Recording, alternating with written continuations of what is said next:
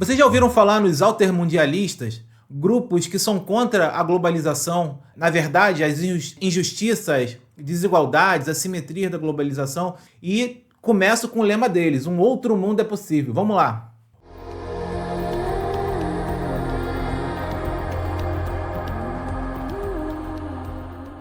O altermundialismo é um movimento social e político global que critica a globalização neoliberal, ou seja, aquela dominada por grandes corporações, especulações financeiras e exclusão social. Eles não são exatamente contra a globalização, mas defendem uma globalização mais solidária, democrática e sustentável.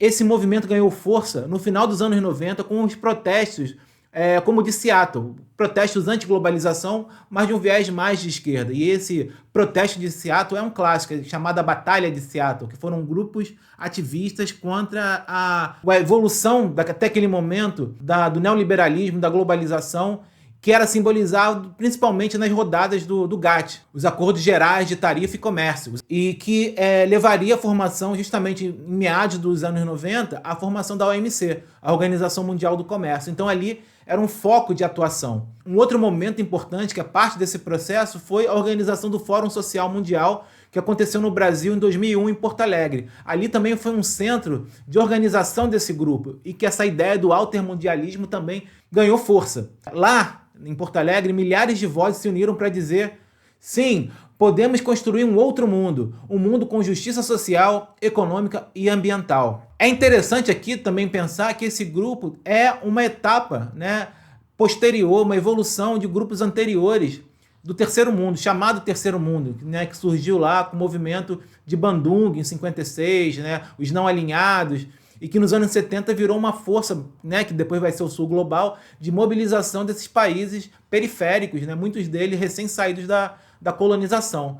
Então uma série de organizações começaram a montar, de articulações, como o G77, dentro do GATT também, dentro da ONU, e a luta deles era justamente contra as assimetrias da economia internacional. O lema era a luta por uma nova economia internacional mais justa, igualitária, com menos assimetria, que abrisse possibilidades para o desenvolvimento desses países periféricos. Então, o antimundialismo é uma espécie de evolução desse processo a partir de uma etapa avançada desse processo da economia internacional, do neoliberalismo, da globalização, e a formação como um bloco contra-hegemônico, vamos dizer assim, do Sul Global, e desses movimentos sociais contra os impactos nocivos dessa expansão gigantesca que a globalização teve nos anos 90.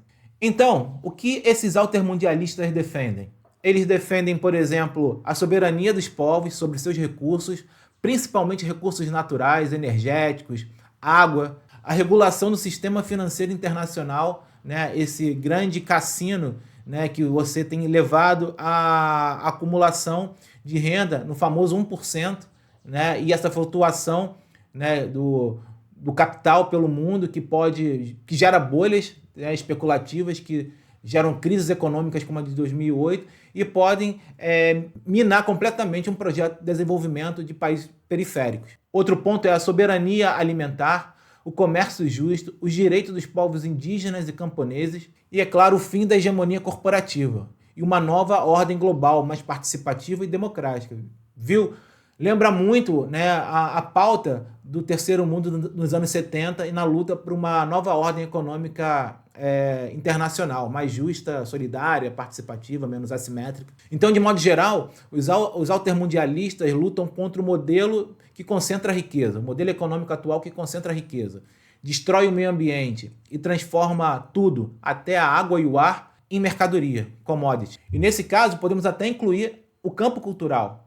Esse é todo o debate da Escola de Frankfurt, por exemplo, sobre a indústria cultural, como o avanço do capitalismo, como o avanço da industrialização passa a transformar em produto também expressões culturais, que historicamente era parte da alma de um povo.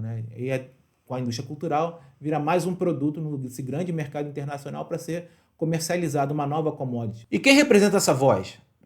Entre os nomes e movimentos alinhados ao altermundialismo estão, por exemplo, o MST no Brasil, a Via Campesina, uma rede global de camponeses, líderes como Evo Morales, José Mujica, que infelizmente faleceu essa semana, Rafael Correa e, claro, Hugo Chávez, que questionaram o domínio neoliberal e defenderam alternativas regionais. Além deles, também intelectuais, ONGs e sindicatos que desafiam o sistema atual econômico. Não com armas, né, mas com propostas e mobilização social. Então não é um grupo radical. Às vezes um pouquinho radical, como na Batalha de Seattle, mas que às vezes é preciso ser um pouco radical também, né? Então, para encerrar, os altermundialistas não são utópicos ingênuos. Eles são críticos conscientes que buscam soluções para um mundo mergulhado em crise, como a crise de 2008 mostrou muito bem. Num tempo em que a desigualdade aumenta e há todo o debate contra o 1%, né, e movimentos como o Occupy Wall Street, o planeta que aquece, que é uma questão central, né, das altas temperaturas que cada ano, né, a gente vem